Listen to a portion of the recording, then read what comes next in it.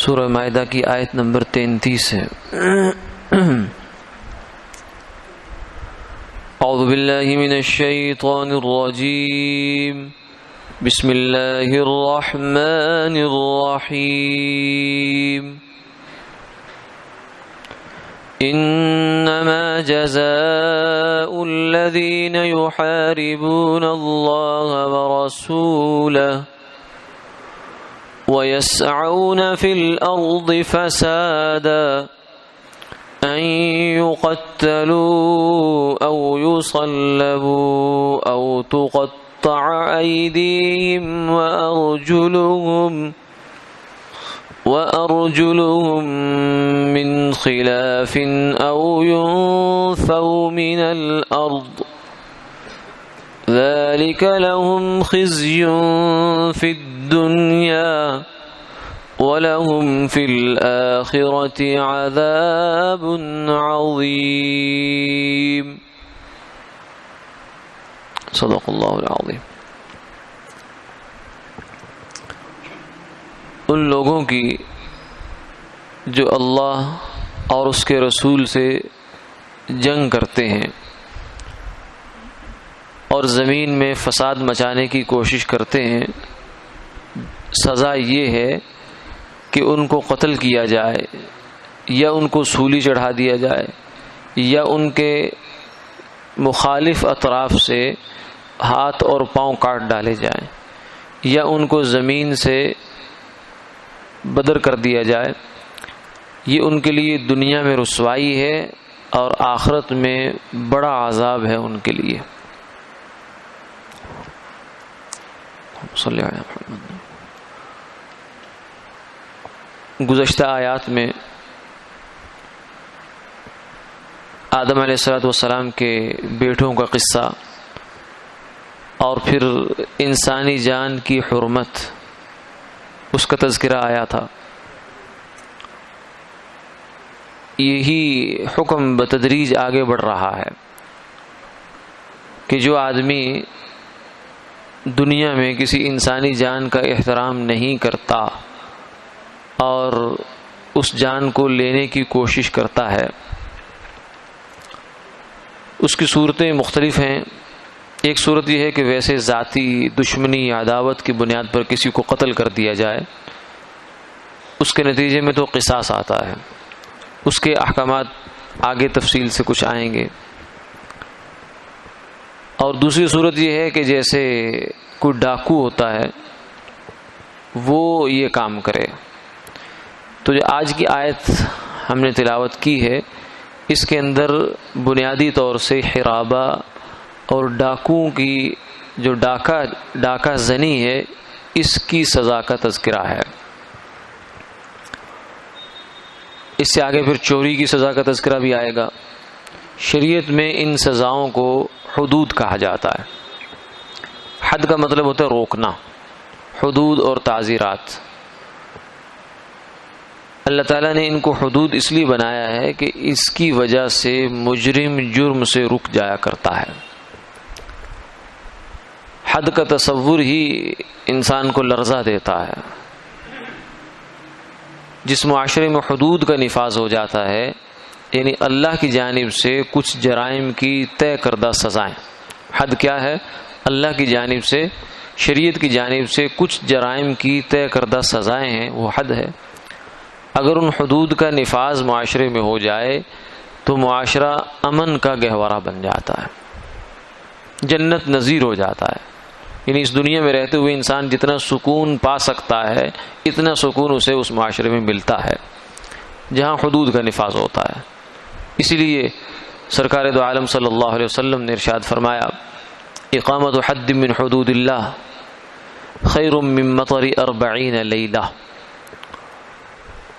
کسی زمین میں، کسی معاشرے میں، کسی ملک میں کسی ایک حد کا قائم کر دینا، حدود 5 یا 6 ہیں، چوری ہے، ڈاکہ ہے، زنا کی حد ہے، شراب کی حد ہے، اور تہمت لگانے کی حد ہے، مرتد کی حد ہے، تو ان میں سے کوئی ایک حد کسی علاقے میں اگر قائم کر دی جائے، فرمایا کہ وہاں 40 روز کی بارش سے زیادہ بہتر ہے۔ یہ 40 روز کی بارش کیا کرتی ہے، اس کا جو افادیت اور اس کا فوائد شہر والوں کو شاید زیادہ معلوم نہ ہوں، لیکن دیہات والے اور جو صحرا والے ہیں وہ جانتے ہیں کہ اس سے کیا ہوتا ہے۔ یہ جو باغات والے ہیں، پہاڑی علاقوں والے ہیں، جہاں بارش کی ضرورت ہوتی ہے، اس سے ان کی زندگی کا مدار ہوتا ہے، اس پر پانی کا مدار ہوتا ہے، تو 40 روز متواتر اگر بارش ہوتی رہے تو کتنی خیر برآمد ہوتی ہے اس سے کہیں زیادہ ایک حد کو معاشرے میں قائم کرنے سے برکت حاصل ہوتی ہے۔ اس لیے کہ حد جب قائم ہو جاتی ہے تو لوگوں کی جان، مال، عزت، عقل، اللہ نے انسان کو 4 بڑی بڑی نعمتیں دی ہیں، 4-5 کہہ لیں۔ ایک کیا ہے؟ جان۔ سب سے بڑی نعمت انسان کو جان ملی ہے، اور دوسری ملی ہے اس کو عقل ملی ہے، شعور ملا ہے جس سے اچھے برے میں تمیز کرتا ہے۔ پھر مال اس کے پاس ایک نعمت ہے، پھر اس کے پاس نسل اور نسب اس کے پاس ایک نعمت ہے جو اللہ تعالیٰ نے انسان کو عطا فرمائی ہے۔ تو یہ 4 بڑی بڑی نعمتیں ہیں جن کی حفاظت کے لیے نظام بھی اللہ نے بہت سخت رکھا ہے کہ کوئی کسی کی جان لیتا ہے تو اس کی سزا سخت ہے کہ یہ قصاص میں مارا جائے گا، یہ آج جیسے آئے گا اس کے اندر۔ عقل کے جو دشمنی ہے وہ کس چیز کی ہے؟ ویسے شراب پیتا ہے آدمی تو اس سے عقل اس کی زائل ہو جاتی ہے، تو لہذا اس کے اوپر حد لگا دی گئی۔ اور چوری، ڈاکہ یہ مال کو نقصان پہنچاتے ہیں، اور زنا یہ انسان کے نسب کو، عزت کو نقصان پہنچاتا ہے، عزت پر اس کا حرف آتا ہے۔ اس لیے یہ گویا کہ انسانی زندگی کے 4 بڑے بڑے ستون ہیں۔ ایک پرسکون اور بھرپور اور مکمل زندگی ان 4 ستونوں پر قائم ہوتی ہے: جان، مال، عقل اور نسب، عزت آبرو بھی جسے کہہ سکتے ہیں۔ تو یہ اگر ستون قائم ہیں تو زندگی بہت اچھی ہے، اگر ان ستونوں میں سے کسی میں رکھنا پڑ گیا، خرابی آ گئی تو زندگی خراب ہو جاتی ہے۔ تو شریعت مطہرہ نے جو حدود قائم کی ہیں وہ ان ستونوں کو قائم رکھنے کے لیے کہ کوئی شریر آدمی ان ستونوں کو گرا نہ سکے۔ تو اس لیے حد کے معاملے میں آپ صلی اللہ علیہ وسلم نے امت کو بہت تاکید بھی فرمائی ہے اور خود اس پر عمل درآمد بھی کر کے فرمایا۔ ایک خاتون جن کا نام فاطمہ تھا، ان سے چوری کا جرم ہو گیا تو سرکار دو عالم صلی اللہ علیہ وسلم نے ان پر حکم فرمایا کہ ہاتھ کاٹا جائے گا۔ چونکہ قریش کو اس میں بڑی اپنی عزت کا مسئلہ محسوس ہوا تو انہوں نے کوشش کی کہ آپ صلی اللہ علیہ وسلم سے سفارش کر دی جائے۔ اب کون سفارش کرے؟ ان کو اندازہ تھا کہ یہ میٹر بڑا سخت ہے، تو انہوں نے اسامہ بن زید رضی اللہ تعالیٰ عنہ زید سے عرض کیا کہ آپ جا کے سفارش کرو۔ تو جب انہوں نے سفارش کی تو آپ صلی اللہ علیہ وسلم نے فرمایا اتشفعوا فی حد من حدود اللہ، کیا تم اللہ کی حدود میں سے کسی حد میں سفارش کر رہے ہو؟ لو ان واللہ والذی نفسی بیدہ لو ان فاطمہ بنت محمد سرقت لقطعت یدها۔ یہ تو فاطمہ مخزومیہ ہے، مخزوم قبیلہ تھا۔ اگر سنو فاطمہ بنت محمد سے بھی خدا نخواستہ یہ کام ہوتا تو میں اس کا ہاتھ کاٹتا۔ یہ آپ صلی اللہ علیہ وسلم نے امت کو اپنے طرز عمل سے بھی اور اپنی بات سے بھی سمجھایا ہے کہ اگر تم ایک اچھی زندگی گزارنا چاہتے ہو، اچھا معاشرہ قائم کرنا چاہتے ہو، تو اس کے لیے حدود کا نفاذ ناگزیر ہے۔ اس کے بغیر تم جتنے مرضی خرچے کر لو، جتنی مرضی فورسز بنا لو، جتنی مرضی ایجنسیاں بنا لو، یہ کر لو وہ کر لو، جرائم نہیں روک سکتے ہو تم، کیونکہ اللہ نے جو حدود بنائے وہ وہی روک سکتا ہے، وہی جانتا ہے انسان کو کہاں سے پکڑنا ہے، اس کی دکھتی رگیں کون سی ہیں وہ جانتا ہے۔ وَلَقَدْ خَلَقْنَا الْإِنسَانَ وَنَعْلَمُ مَا تُوَسْوِسُ بِهِ نَفْسُهُ وَنَحْنُ أَقْرَبُ إِلَيْهِ مِنْ حَبْلِ الْوَرِيدِ۔ فرمایا کہ انسان کو ہم نے پیدا کیا، ہمیں پتہ ہے کہ اس کے دل میں کیا کیا چلتا ہے، یہ کیا کیا خرابیاں کرتا ہے، کہاں کہاں سے یہ چور دروازے ہیں، اس کے ہم جانتے ہیں۔ تو اس لیے آپ صلی اللہ علیہ وسلم نے اس چیز کی ترغیب مثبت انداز میں بھی بیان فرمائی اور دوسری جانب حدود کی اہمیت بھی بیان فرمائی۔ تو آج کی آیات کے اندر حرابہ یعنی ڈاکے کی حد کا تذکرہ ہے۔ ڈاکو کیا کرتا ہے؟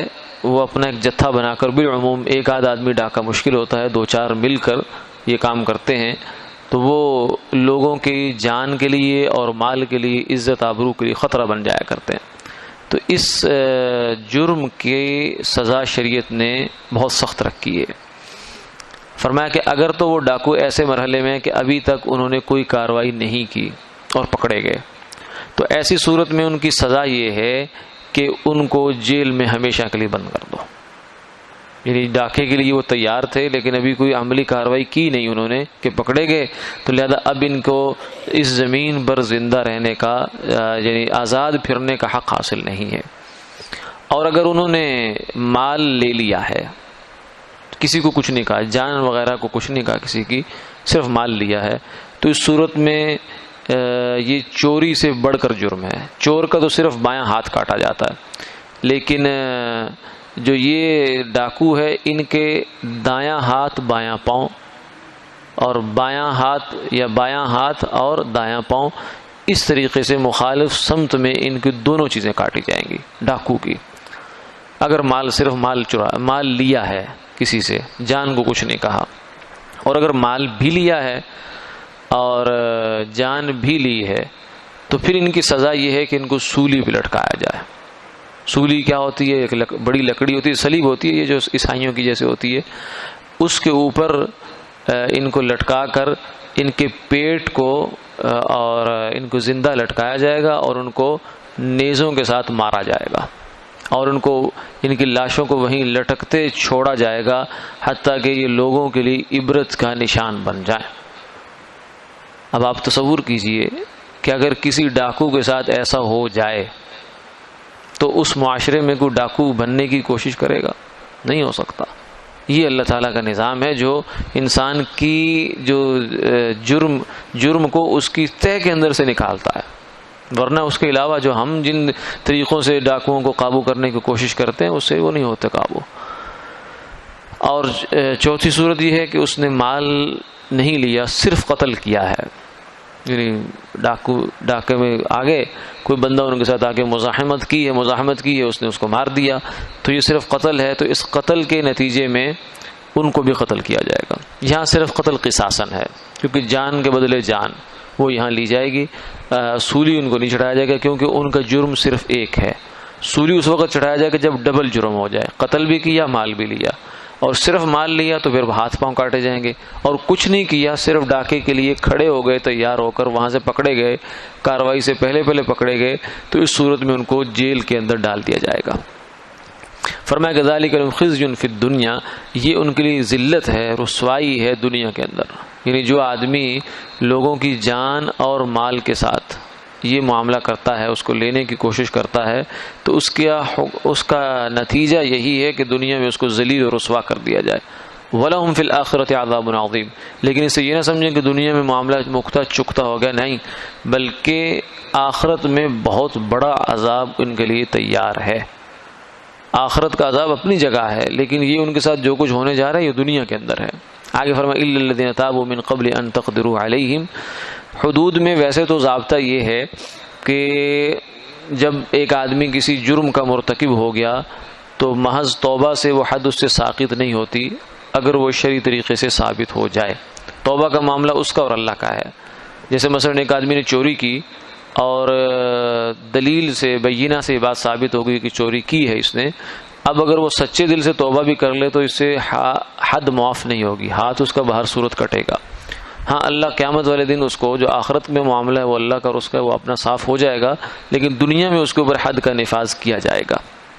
لیکن ڈاکہ ایسی جرم ہے کہ جس کے بارے میں اللہ تعالیٰ نے یہ گنجائش رکھی ہے کہ اگر وہ پکڑے جانے سے پہلے کوئی بندہ تائب ہو جائے تو اس صورت میں جو تو مالی یا جانی حقوق اس کے ساتھ بندوں کے وابستہ تھے وہ تو اس کو دینے پڑیں گے۔ یعنی اگر کسی کا مال لیا ہے، اس نے ڈاکہ کرتا رہا، اب اس کو خیال آیا کہ مجھے توبہ کرنی چاہیے اللہ کے حضور، اس نے توبہ کر لی صدقے دل سے، تو جن لوگوں کے مال لوٹے ہوئے ہیں یا تو ان سے معافی کرائے یا ان کے مال واپس کرے، یہ دینے پڑیں گے۔ ہاں اللہ کا اور اس کا معاملہ وہ صاف ہو گیا، عذاب عظیم جو آخرت کا ہے اس سے بچ گیا۔ اسی طریقے سے اگر کسی انسان کو مارا تھا اس نے ڈاکے کے دوران، تو اس کی بھی اس کے ورثاء سے جا کر معاملہ طے کرنا پڑے گا۔ یا تو اپنے آپ کو قصاص کے لیے پیش کرے کہ مجھے مار لو یا میں قصاص دیتا ہوں، یا پھر کوئی دیت پر صلح ہو جائے، کوئی خون بہا دے لے، یہ ہو سکتا ہے، یا وہ ویسے ہی معاف کر دے تو ہو سکتا ہے۔ دنیا میں حقوق العباد کا تصفیہ اس کو بہرحال کرنا ہوگا، ہاں البتہ آخرت کی جو اس سے دار و گیر اور جزا و سزا ہے وہ اس سے ہٹ جائے گی۔ یہ فرمایا الا الذین تابوا من قبل ان تقدروا علیہم، اگر وہ لوگ توبہ کر لیں پکڑے جانے سے پہلے تو فاعلموا ان اللہ غفور رحیم، تو اس صورت میں اللہ بخشنے والے ہیں، مہربانی کرنے والے ہیں، لیکن دنیا کے معاملات ان کو بہرحال اپنے نمٹانے ہوں گے۔ وآخر دعوانا الحمد للہ رب العالمین۔